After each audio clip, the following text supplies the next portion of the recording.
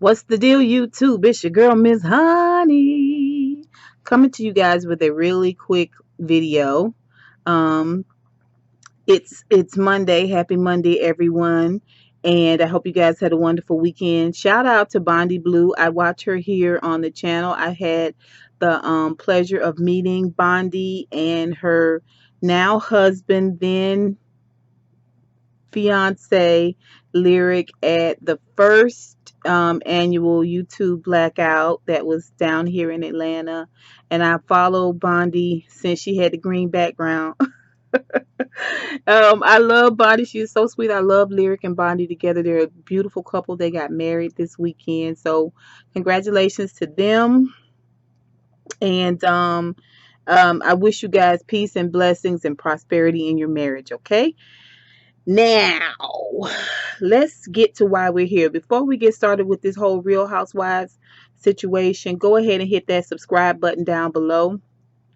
I give a different point of view. It's not normally the crowd favorite. It's not normally what everybody else is saying. I tend to look at things from a different perspective. I hope you guys will subscribe. I hope you guys will give me a thumbs up, and I definitely hope you will comment, and let's hash it out and talk about it down below, okay?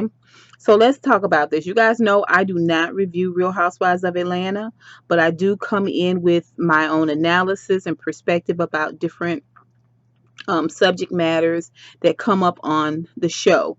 I came in earlier this year with a video regarding Candy being the worst friend ever. I do not backpedal. I do not pussy pop. Okay, shout out to James Caldwell. I stand by that.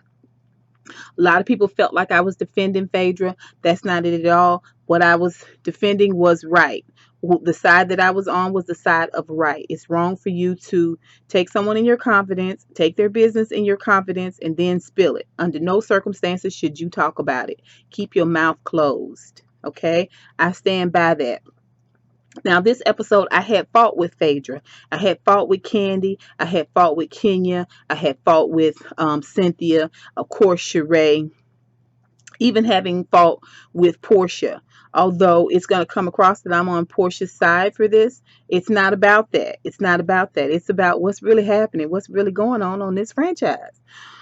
Now, let me just talk about a couple of things off the rip that I'm not happy with. I'm not happy with how these ladies are allowing Bravo and Andy or whoever's in charge to portray African American women as such shallow pools of water. Okay? These ladies are not shown with the depth of a teaspoon. They're not. They're not shown diversely. They're not shown culturally. They're not shown as business women. That is not showcased. It's touched on here and there, but it's not highlighted. It's not showcased. It is not the meat of the program. Okay? Secondly, they are not showcasing or highlighting or bringing into a positive light this city, the entrepreneurs of this city, the fashion, the makeup, the music, the culture of this city can all be incorporated into this programming to make it that much more interesting. We don't see that. We see them going into restaurants and the name of the restaurant, them sitting down. We don't see them ordering beautiful plates of food. We don't see them being diverse in their ordering their drinks. We don't see beautiful plates of food being brought out, beautiful salads. We don't see beautiful tablescapes being set up. We don't see entertaining parties where the ladies get to dress up and have sort of team building parties where they, play games and drink and have chefs come in. We don't have chefs highlighted. We don't see them having elaborate parties where they have event planners come. And where's Dwight? I remember Dwight doing those beautiful, all of that to me was entertaining. What we see now is them meet at each other's house. Some of them looking rough, busted, or meeting at restaurants. Somebody gets mad, somebody calls somebody a bitch, they all gang up on one person, and then somebody walks off. That's all we have seen. We have not seen, outside of this whole glamping situation and what Phaedra brought to the table with regards to her charity, we have not seen Out of all of these episodes, that's all we have. That's all we have. It's not right. It's not right from an African American woman perspective. It's not right for the city of Atlanta. Atlanta is popping. Atlanta is hot. Atlanta is the place to make it freaky be. And for you guys to show it as anything less is a disservice to the city of Atlanta. And it shows that you guys have very, very limited thinking. Okay? So there's that. Third, you guys, they're all liars. I've watched a ton of reviews about this last episode. They're all liars. Porsha may be lying, but they're all liars. Listen, Kandi is a businesswoman. It's about the bottom line for her, okay? That's one. Two, she's married to an ex-producer of the show who's also a producer of another African American reality show with African American women, Hollywood Divas. Okay? So you ain't gonna make me believe Todd don't still have connections on the show. You're not gonna make me believe that Todd's not schooling her on how things go. Kandi has stepped it up. She has stepped it up and become the the wolf. When she was first on this show, she was just a single woman trying to find a man. She was not as confident. She was still a businesswoman, but she was a little bit more amicable. She was a little bit more easily, she was Switzerland. Okay, she didn't start no stuff, won't be no stuff, but she got everything she want now. She got everything she want now. She got a husband, she got a baby, and she really don't care. She really don't care. Her relationship with her husband is what's fueling a lot of these pointless, useless squabbles that they're having on the show. Okay, which brings me to my fourth point. All of this, beginning to end, all of this is designed to get rid of Porsha, in my opinion, because Porsha it does two things. It creates enough drama and enough conversation that gets people watching, gets people talking, gets people blogging. You could not have the same amount of effect if you went for another wink link, which is Cynthia. You wouldn't have the same amount of drama. See, because Porsha brings a physical aspect, which they tried to get that going, but Porsha kind of downplayed that.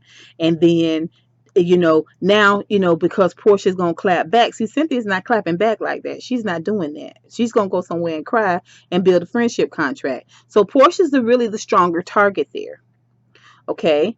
And I just feel like all of this has been contrived in order to get rid of Porsha, to thin the herd, to bring somebody else in that they perceive to be a heavy hitter, to keep the money coming in, to keep this franchise growing. This franchise is flailing.